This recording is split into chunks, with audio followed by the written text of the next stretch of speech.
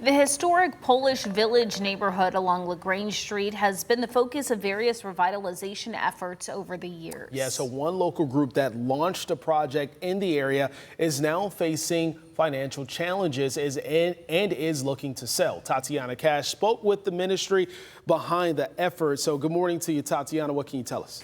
Well, I can't tell you that this is not an easy decision that they decided to make, but it was necessary. So when it comes to shelter in the Storm Ministries, they say they actually saw a need to do more on Lagrange with the St. Hedwig Parish and the Clergy home. So the organization decided to purchase it and then began hosting services as well as community classes. But then they say things went from okay to bad in numerous ways over the years. So now they believe investors with deep pockets as well as big hearts and a bigger vision would be best to handle those buildings.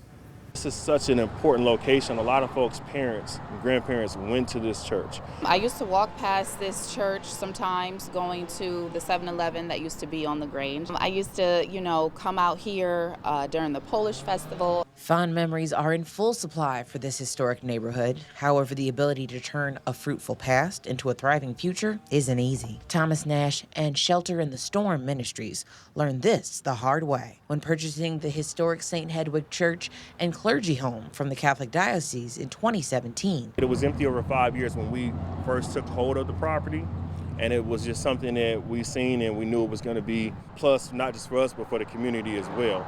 And for a time, hosting weekly church services, even welcoming small businesses in the Clergy home, made Nash believe they were slowly making positive strides in the community. But then the building lost its historic status, and then its tax exemption status. He says their property taxes went from just $9 to over $3,000 without warning during one fiscal quarter. But that's not all. Breaking and entering and a lot of blight throughout the neighborhood.